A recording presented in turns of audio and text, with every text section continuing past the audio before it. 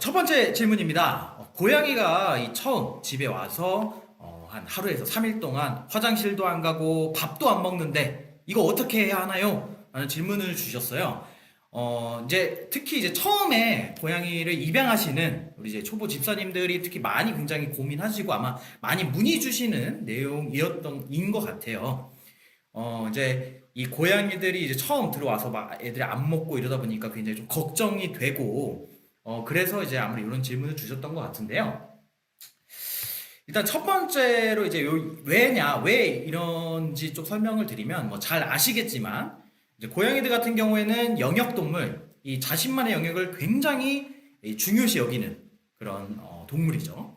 그래서 이 새로운 장소로 옮길 때, 이 새로운 영역으로 옮길 때, 또 굉장히 거기에 대한 스트레스를 많이 받는 그런 동물이 바로 고양이입니다. 물론 이제 고양이들마다 굉장히 달라요.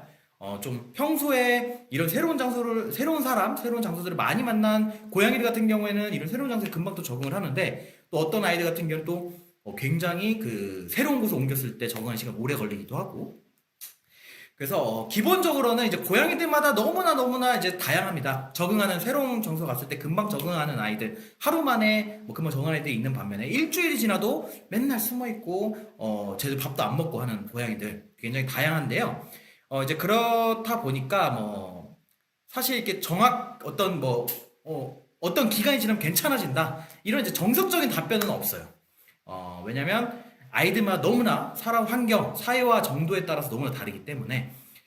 그런데 이제 만약 뭐 일반적으로 뭐 처음에 입양을 하셨던 분들이 문의를 주셨을 때, 우리 고양이가 지금 뭐 새로 데려왔는데, 혹은 뭐 이사를 갔는데, 아니면 뭐 그랬는데, 얘가 지금 엄청 좀 안 먹고 막 숨어만 있다. 어떻게 해야 되느냐. 이런 얘기 했을 때 이제 몇 가지 드릴 수 있는 팁들이 있잖아요. 그래서 뭐 그런 것들을 좀 설명을 해드리면, 일단 스트레스를 받는 상황에서 억지로 꺼내려고 하고 억지로 만지고 하는 거는 오히려 그 스트레스를 가중시킬 수가 있다는 거 다들 아시죠? 이제 그렇다 보니까 억지로 또 꺼내지 않고, 특히 이제 그 새로운 장소로 갔을 때는 이 멀리 가지 않습니다. 자기가 딱 있는 장소 주변만 이렇게 눈치를 보고 있는 상태이기 때문에 그때는 좀 적응을 하기 전까지는 사료나 물, 화장실, 이런 고양이들이 이용할 수 있는 그런 물건들은 그 근처에 놔주시는 게 중요할 것 같아요. 그래서 얘가 멀리 가지 않아도 일단은 이용할 수 있으면서 조금씩 적응할 기간을 좀 줘라. 그리고 이것도 이제 또 중요한 팁이 이제 이 숨을 수 있는 공간을 마련해줘야 된다.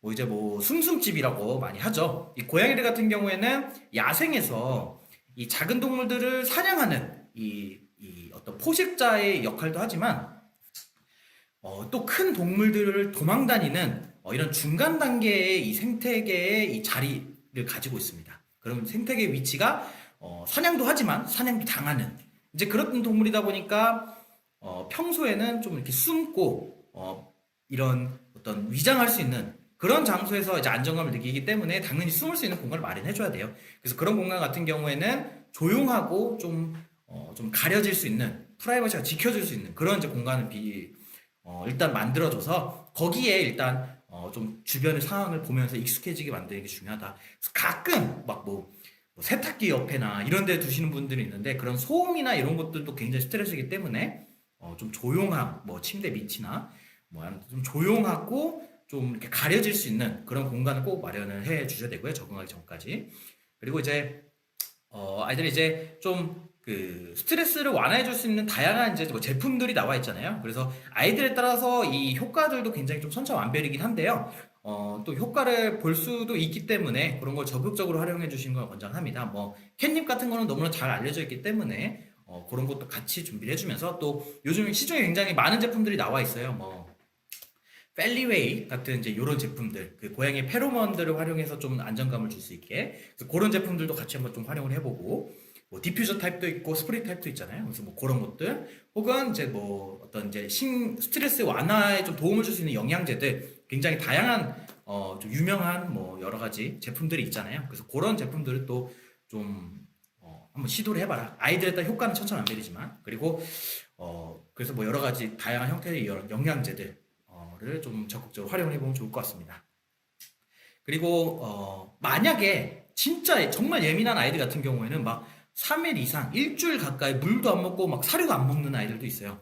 근데 이제 그럴 경우에는 고양이들 같은 경우는 특히 2, 3일만 금식을 해도 이 지방간이 올 수가 있거든요. 이 고양이의 이 생리학적인 특성상. 이제 그렇다 보니까 오랫동안 물을 안 먹고 사료를 안 먹는 게 굉장히 좀 건강에 악영향을 미칠 수가 있습니다. 그래서 오랫동안 안 먹을 경우에는 아이들 건강을 위해서 좀 강제 급여를 한다거나 혹은 좀 상태가 많이 안 좋을 경우는 동물병원에 방문이 필요할 수도 있기 때문에 처음에 그 입양을 하고 나서는 처음에 새로운 장소로 오고 나서는 아이들이 잘 적응을 하고 있는지 좀 이 보호자분들이 시간을 많이 주셔야 된다. 그러니까 좀 이런 시간적인 여유가 됐을 때 데려오는 게 굉장히 중요하다라는 말씀을 드리고 싶습니다. 사실 뭐 요 정도의 내용들은 아마 굉장히 잘 아시고 싶은 내용이실 것 같은데요. 근데 그만큼 굉장히 정석적인 내용이고 또 아이들에 따라서 조금 이제 뭐 좀 필요한 정도, 효과가 다 다르기 때문에 여기서 필요한 이런 원칙을 간직하되 아이들에 따라 좀 더 효과적인 방법을 좀 더 거기에 맞춰서 추천을 해 주시면 될 것 같습니다.